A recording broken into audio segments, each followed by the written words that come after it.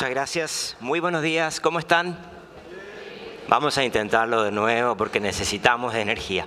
Muy buenos días. ¿Cómo están? Qué bueno, me alegro mucho. Yo estoy encantado de estar aquí. Me encanta volver a Chile.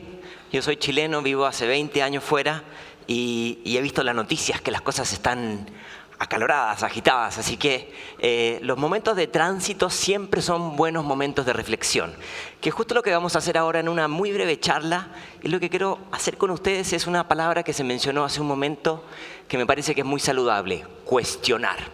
Les voy a invitar a que cuestionemos las verdades prefabricadas y que pensemos cómo aprendemos, cómo aprenden las nuevas generaciones, qué cambios están pasando a la luz de un siglo que no termina de inventarse y que cambia un poco las reglas de juego de manera permanente. Primera pregunta: ¿alguien de aquí no trajo su teléfono? Veo 3 personas, 4, 5, 6 que son candidatos al purgatorio. Bueno, el resto van a poder estar aquí. Los que no tienen teléfono también son muy bienvenidos. Yo quiero que pensemos y cuestionemos nuestra relación con la tecnología. Y el primer mensaje que les quiero transmitir es: las tecnologías no son ni buenas ni malas, pero tampoco son neutras. Y es muy importante que tengamos un uso inteligente, pero también un uso crítico de las tecnologías. Entiendo que algunos de ustedes les dieron el libro en la entrada. Si no les gustan, me escriben, me mandan sus libros y mantenemos un debate. Lo que yo quiero proponerles es que cuestionemos estas condiciones que aceptamos cada vez que instalamos una de estas herramientas que están en sus teléfonos. He visto a muchos de ustedes mirando sus teléfonos esta mañana. Es decir, están aquí y también están en otro lugar. Y eso no es necesariamente bueno ni malo, pero nuestro uso del espacio y del tiempo se ha ido diversificando. Y eso no es a costo cero. Hay algunas cuestiones que es importante tener en consideración, como por ejemplo,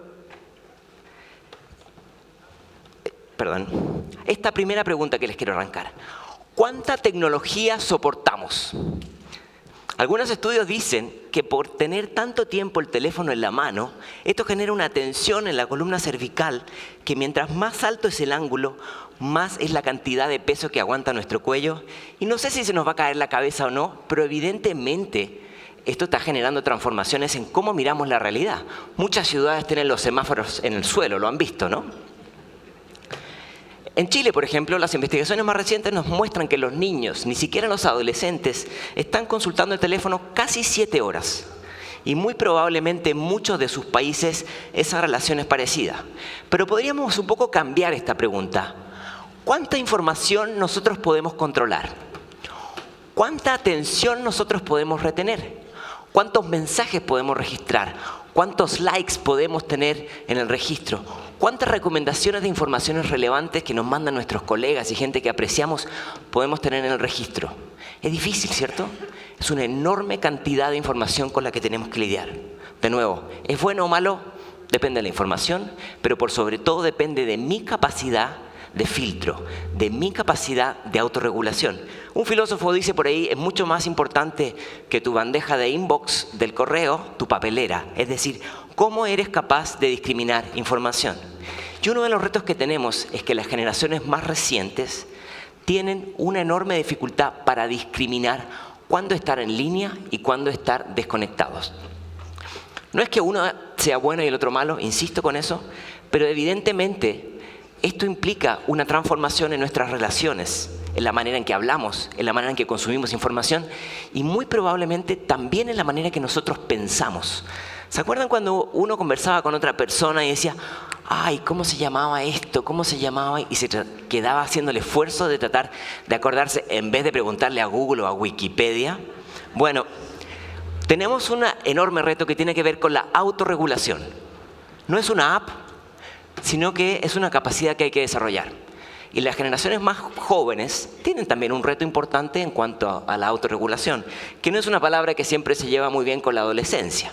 Pero evidentemente hoy día nuestras relaciones entre pares no son iguales a las de los 80.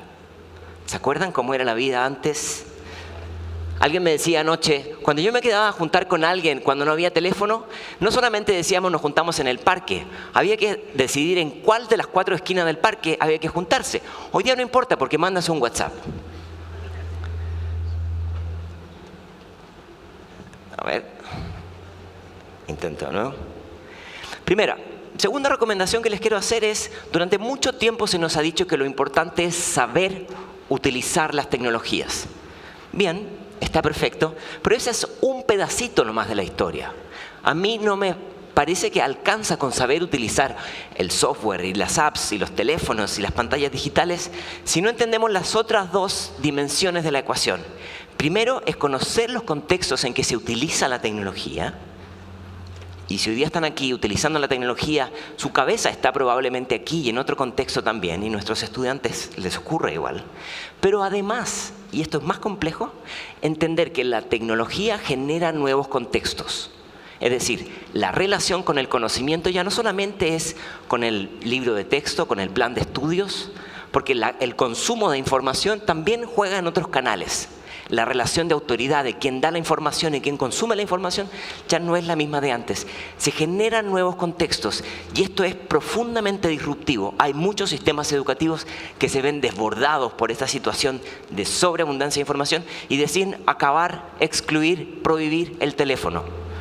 Es una decisión respetable, yo creo que hay otras, pero es entender que en nuevos contextos hay nuevas reglas. Ni todo lo nuevo es bueno, ni todo lo bueno es necesariamente nuevo. Entonces yo les quiero plantear que nos alejemos de los ismos, los utopismos o las distopías, donde plantean solamente lo bueno o solamente lo malo. Por ejemplo, la tecnología tiene muchas cosas buenas. Acelera los mecanismos de intercambio de información, hace más sencillos los mecanismos de intercambio, baja los costos de transacción, hace más transparente algunos procesos. Muchos servicios que consumimos son de manera digital, no hay que ir a los lugares físicamente, pero también hay lo que podríamos llamar efectos secundarios. Hay ciertos impactos negativos que es muy importante tener en la ecuación. Es decir, nuestra privacidad muchas veces queda en jaque. ¿Se acuerdan cuando teníamos privacidad? Nuestros teléfonos ya no sabemos cuándo están grabando con las cámaras y con los micrófonos. Hay hoy día quizás más canales para hacer bullying. Hay quizás también preocupaciones sobre personas que pueden darnos información inexacta. Y mientras más inteligentes se hacen las tecnologías, más complejo es entender cómo funcionan. Algunos dicen que funcionan como cajas negras y no es tan lejos de la realidad. Esta década pasaron 2 cosas muy importantes, esta década que acaba de terminar. Primero, se masificó la idea de consumir servicios sin una transacción monetaria. Es decir, nosotros recibimos servicios a cambio de nuestros datos, a cambio de nuestra privacidad. Y lo otro que ocurrió es, cuando hubo una transacción monetaria, cuando por ejemplo se paga por consumir un servicio de streaming de música, de películas, de libros, ya no pagamos por el contenido, sino que pagamos por el tiempo de exposición. Y eso entonces altera un poco las reglas del juego de los medios de comunicación tradicional, porque muchos de estos medios necesitan de nuestros datos para poder comercializar estrategias de marketing. Pero además de eso, como estos algoritmos nos conocen tan bien, nos dan justo lo que nos gusta, nos dan justo lo que queremos escuchar, nos recomiendan justo a las personas que piensan como nosotros. Y eso, si bien es muy divertido, tiene un costo, porque nuestra construcción de la realidad es parcial. Nuestra capacidad de entender la diversidad queda mermada. Nuestra capacidad de sentarnos y dialogar con alguien que piensa absolutamente diferente a mí queda un poco confusa. Y es difícil aprender si uno no se rodea de gente que también piensa diferente a nosotros. Pero además, en este contexto, estos servicios que nos dan tantos estímulos y tantas cosas, se acaparan nuestra atención. Y a veces es difícil desconectarse. ¿Cuántas veces no nos pasó que entramos a ver un videíto en YouTube? Uno, como dicen en México, nada más tantito. Y nos quedamos ahí media hora, 1 hora viendo videos. Entonces, todas estas cuestiones, estos retos que hoy día están en la agenda social y educativa, hay que pensarlos a la luz de la educación. ¿Qué herramientas puede brindar la educación para pensar sobre esto. Yo les voy a plantear 3 riesgos y luego vamos a plantear algunas estrategias para acercarnos a darles mejores herramientas al sistema educativo y a los estudiantes. 3 riesgos para tener en el radar. No quiero que nadie duerma mal esta noche, pero me parece importante plantear algunos desafíos. En primer lugar,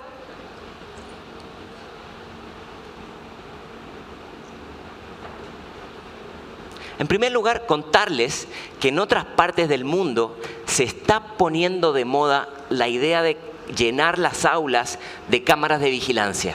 ¿Qué me dicen ustedes? Estas cámaras de vigilancia le toman fotografías a los niños y a los docentes, reconocimiento facial, para identificar si el estudiante está aprendiendo, está desconcentrado o no. Y le da un reporte al director de la escuela y también a los padres a través de mensajes. ¿Qué me dicen? A mí me da un poco de cosita cuando lo escuché, la verdad. Algunos niños dicen, no, yo siento que estoy aprendiendo más porque tengo la cámara de vigilancia y le llegan los reportes a mis padres, pero no sé si están así. Lo que es claro es que esto genera muchas preguntas desde la lógica de la privacidad y la ética digital. Y yo tengo mis dudas si esto es tan efectivo. Imagínense el taller de Leonardo da Vinci cuando estaba pintando la Mona Lisa o imaginando el helicóptero. Imagínense que hubiera tenido una cámara que estuviera adivinando si Leonardo estaba atento o no. Bueno, es un poco ridículo, ¿no? Pero bueno, en ese contexto nos toca vivir y hoy día hemos visto en distintos países de la región que esto empieza a ganar atención. Ahí hay una fotografía de México, otra de Estados Unidos y otra de Chile, donde algunos creen que esto es buena idea. Yo no voy a plantear si es buena idea o no, lo que les voy a plantear es, creo que es algo que hay que discutir porque va a venir más temprano que tarde a los sistemas educativos. La segunda idea que les quiero plantear es la manipulación. No manipulación a la vieja usanza del siglo XX de un Estado manipulador, sino de una manera mucho más amigable y sensible y transparente. Una micromanipulación. Por ejemplo, como les decía, cuando entramos a ver un video en YouTube, los algoritmos nos hacen una micromanipulación. Te ponen un video al lado que te puede gustar. Bueno, imaginen la cantidad de videos que ven los seres humanos al día en YouTube y en un año. El 70% de esos videos que vemos son recomendaciones de algoritmo. El 70%, es decir, son videos que quizás no veríamos, pero nos dejamos manipular. Otro ejemplo, ¿quién de aquí usa Uber? ¿Pueden levantar la mano? Una buena cantidad. Y otros servicios parecidos. Bueno, en Inglaterra se descubrió que la app de Uber, por lo menos en Inglaterra, cuando usted pedía una carrera para que el taxi lo viniera a buscar y la app se daba cuenta que su batería estaba a punto de acabarse, le decía, subió la tarifa. Y uno, con tal de no perder el taxi, decía, acepto. Bueno, esa es una micromanipulación y yo lo que quiero es que nuestras generaciones que vengan y las que están entiendan esto y sepan qué aceptan cuando aceptan las condiciones. Lo podemos definir en una sola frase. Muchas veces decidimos no decidir. Es decir, decidimos que otros decidan por nosotros. Cuando me voy a vestir en la mañana, que la app del clima decida por mí. Cuando voy a buscar una información, que el buscador decida por mí. Y cuando busco una canción, parecido. Pero eso en todo orden de la vida social. Y esto se hace más complejo con tecnologías como esta, la inteligencia artificial. Ya Google no solamente nos da las respuestas que queremos, en estas pequeñas burbujas que yo les decía, sino que ahora nos ayuda a construir las preguntas. Es decir, no solamente nos dicen qué pensar, sino que cómo pensar. Y es más, mucho más reciente que eso ha sido esto, una tecnología que se llama Deepfake, que le pone una máscara a las personas, poniendo en el rostro de una persona otra persona. ¿Se acuerdan cuando antes se decía ver para creer? Bueno, eso vamos a tener que discutirlo un poco.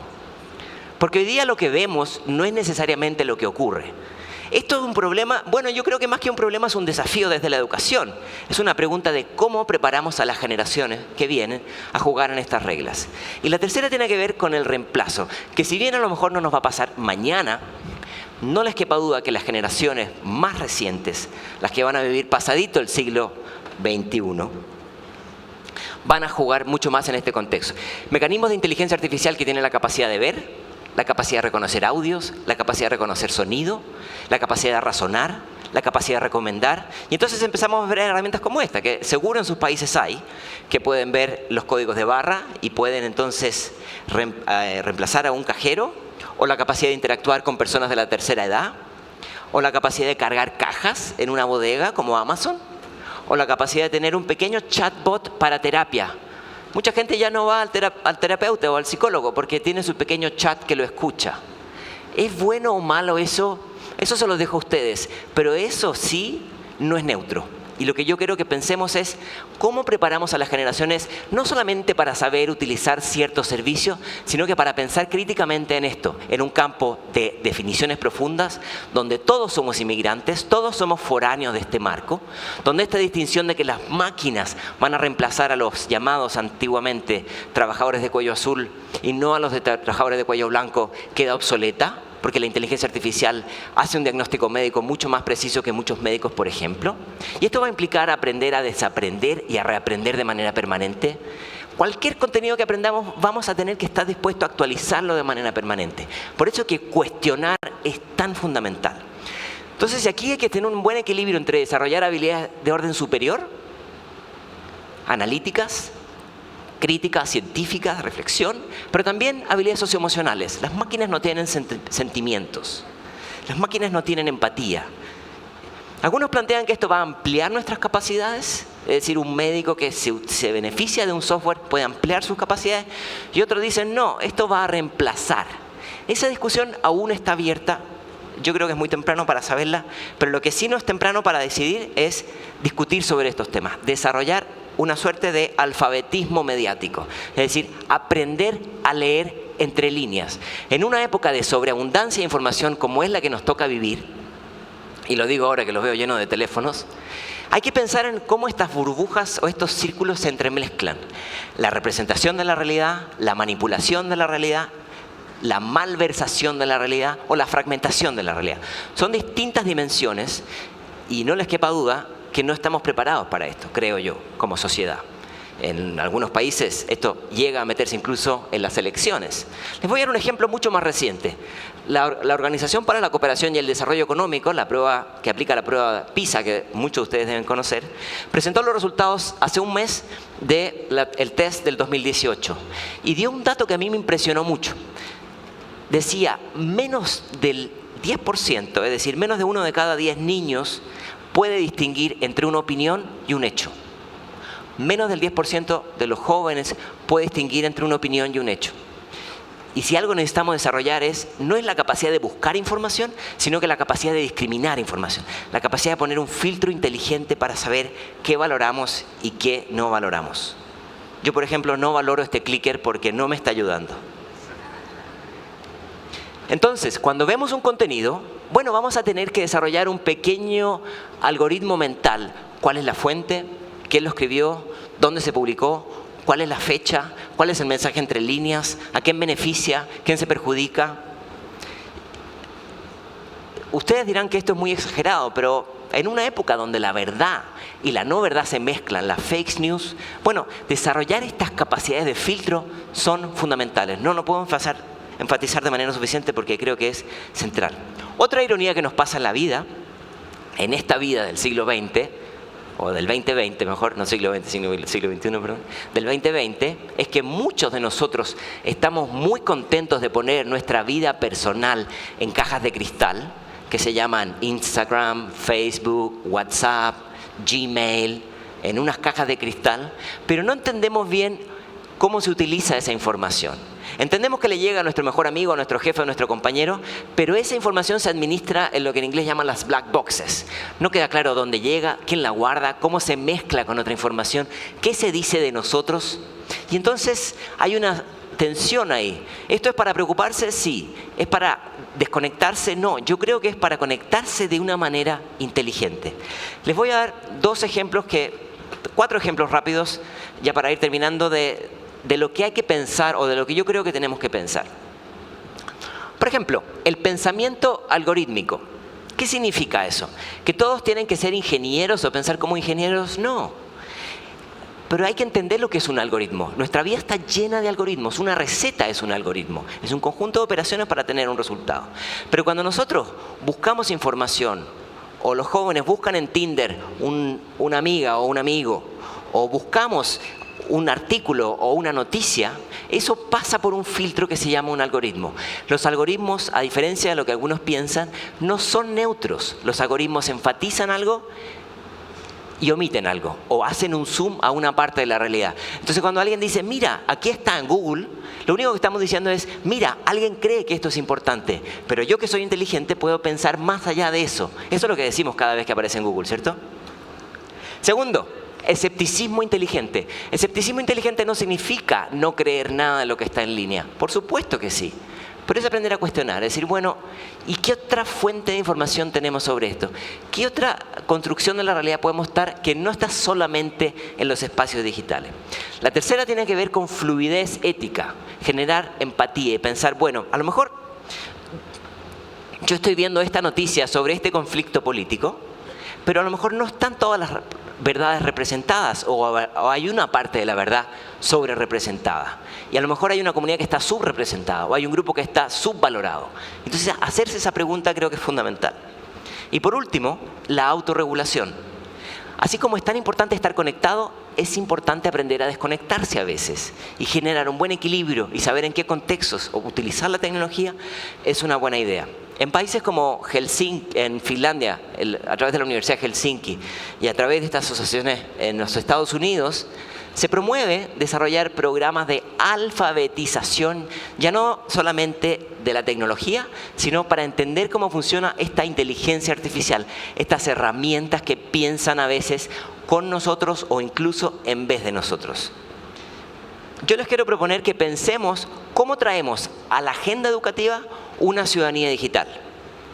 Es decir, cómo desarrollamos estas capacidades de administración del tiempo en línea, cómo cuidar que no haya prácticas de bullying, cómo construir vínculos con otros, cómo cuidar mi privacidad.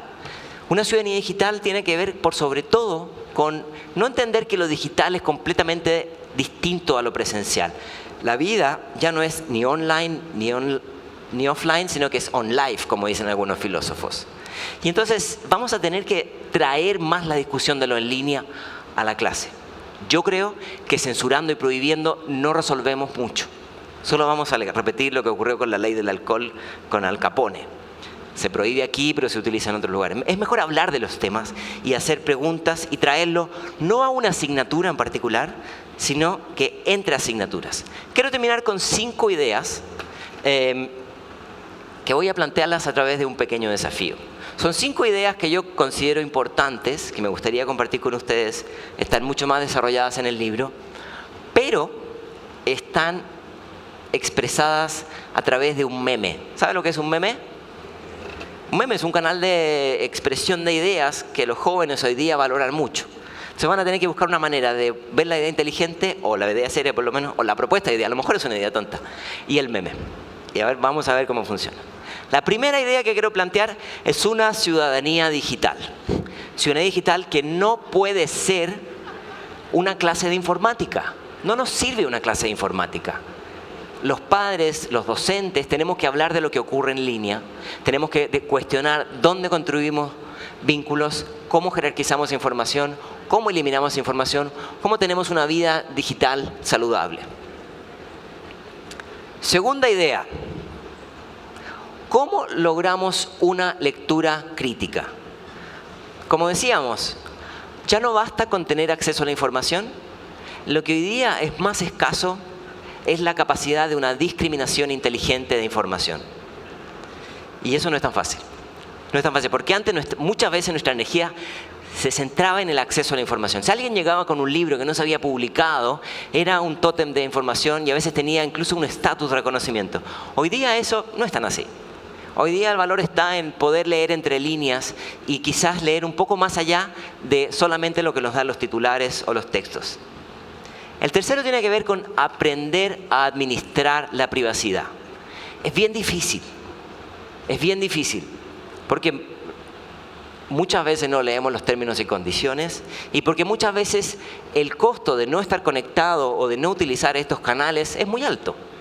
Yo no creo que la solución es irse a la montaña y desconectarse para siempre. El mundo en que nos toca vivir y probablemente el mundo que viene va a ser más conectado, pero eso no implica que no podamos tener un uso selectivo, ¿no? Y que cuidemos nuestra huella digital y que cuidemos lo que se dice de nosotros y que podamos administrarlo de una manera inteligente, porque cuando ya queda publicado en línea, perdemos el control. El cuarta tiene que ver con administrar la atención. La atención no es un recurso ilimitado. Ustedes saben que se hizo famosa esa frase del director de Netflix que dijo: nuestra principal competencia no es Facebook, no es HBO, sino que es el sueño. Administrar la atención, porque la atención no es ilimitada. Nosotros podemos leer cierta cantidad de mails al día, aunque parezcan muchos, o podemos dar cierta cantidad de retroalimentación, o podemos ver cierta cantidad de películas, o leer cierta cantidad de libros. No es ilimitada, igual que las horas del día es limitada. Y la manera en que nosotros utilizamos de manera inteligente nuestra atención es un recurso fundamental en una época donde la atención está permanentemente fragmentada. Y por último, yo los invito a que busquemos maneras para hacer más transparentes estos procesos. Transparente significa hablar de esto. Transparente significa cuando las empresas vienen a ofrecernos servicios para los servicios escolares, pedir más claridad de dónde están esos datos, quién los utiliza, quién los cuida, quién autoriza, etcétera, etcétera, etcétera. Estos son temas nuevos. Yo estoy consciente que no son temas que hace 30 años estaban, por lo menos en los canales digitales, pero hoy día necesitamos una escuela que pueda dialogar con una ciudadanía digital. Yo les quiero agradecer el espacio y proponerles que la próxima vez que instalen un servicio o que entren en los canales digitales, piensen 2 veces antes de aceptar las condiciones. Muchas gracias.